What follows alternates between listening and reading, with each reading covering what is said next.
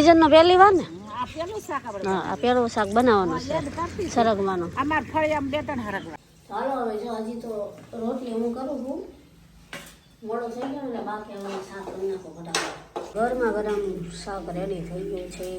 હવે બધાને છે ને જમી લેવાનું છે હરગવાનું શાક કમ્પ્લીટ કેવું છે તમને જોતા પાણી આવી જાય અને આનો સ્વાદ પણ એમ છે અને સ્મેલ કે ભૂંગળા થોડાક કરી નાખું નહીં બા હા જો ગરમા ગરમ પાપડ ને રોટલી પણ થઈ જય માતાજી કેમ છો બધા મજામાં છો હું આશા રાખું અત્યારે વાગી ગયા છે 10 અને આજ છે ને બા મસ્ત મસ્ત હરગો લેવા સીઝનનો પહેલી વાર હરગો કાલો હફાતી હતી મન બહુ ભાવે અત્યારનો કેવો મસ્ત હરગો મજા હવે કઢી બનાવું એકદમ એટલે જોજો તમે કૂણો મસ્ત નહીં બા આટલા એટલે હવે અત્યારે હરગવાનું શું બનાવવાનું રોટલી હા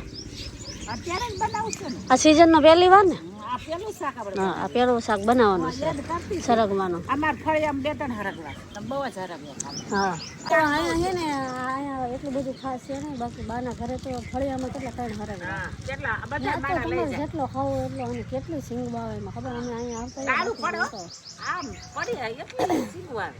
પડી હતી એટલે અત્યારે આપણે છે ને હરગવાનું શાક મસ્ત લોટવાળું બનાવવાનું છે એકદમ બેસ્ટ બ્લોગમાં એન્ડ સુધી બન્યા રહેજો બ્લોગ જોવાની મજા આવશે અને અમારે જો અહીંયા અત્યારમાં પક્ષી ઘર આવી ગયું છે આવી ગઈ છે જો હરિયર ચાલુ છે જો આવી ગઈ ને અત્યારમાં સાચું ફોન તો પક્ષીને લ્યો ને છે બ્લોગમાં એન્ડ સુધી બન્યા રહેજો મજા આવશે એટલે હવે અત્યારે પેલા વાસણ ધોઈને પછી રસોઈ બનાવવાની પછી રસોઈ ચડશે ઠંડી તો છે પણ વાસણ ધોવા પડે કેટલા બધા મહેમાન આવે થાય જ ને વાસણ ચા પાણી ને બધું જમાડીને નકર આપણે ખોરાક જ થાય છે. હવે આપણે આ લસણ વાળો મસાલો ખાંડી દેવાનો પછી આની અંદર બધું છાશ ને ચણા લોટ ને બધું કરીને અને મસ્ત શાક સરગવાનું બનશે. બાય હવે જો હરગવા મૂકી દીધો બાફવા હા હરગવાનું છે ને શાક ખાવું બહુ સારું ભાઈ એમ કે હા ગુણ બહુ હોય સાંધાના દુખાવા બધું સારું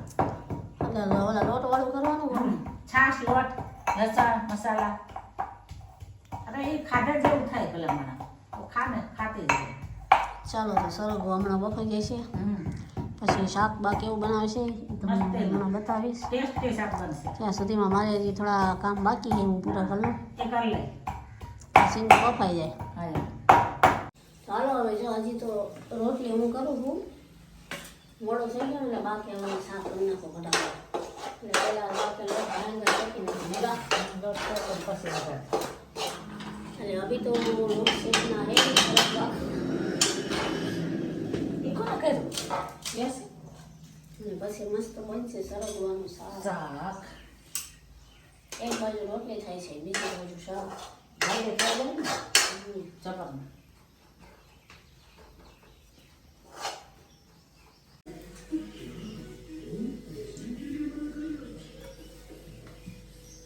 જો ગળું વઘાર નાખી હો કાઠિયાવાડી વઘારનું નામ છે કાઠિયાવાડી જો જોરદાર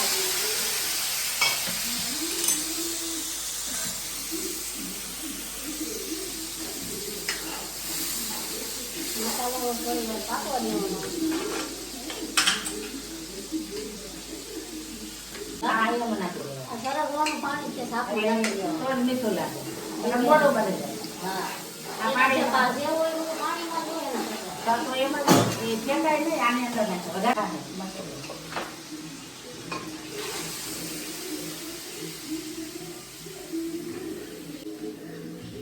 બેસ્ટ સરગવાનું શાક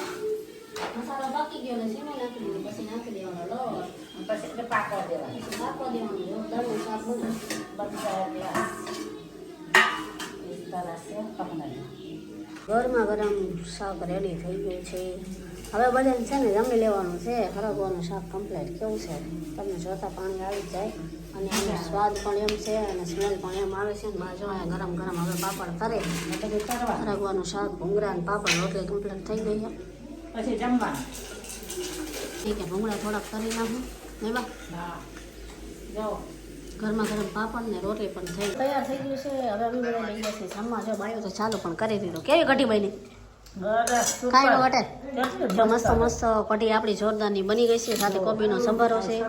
અને લીલો ગળ, રોટલી, પાપડ. તો હાલો હવે અમે બધા જમી લેવી. વિડીયો ગમ્યો તો લાઈક શેર સબસ્ક્રાઈબ કરી દેજો. ફરી મળીએ એક નવા બ્લોગ સાથે.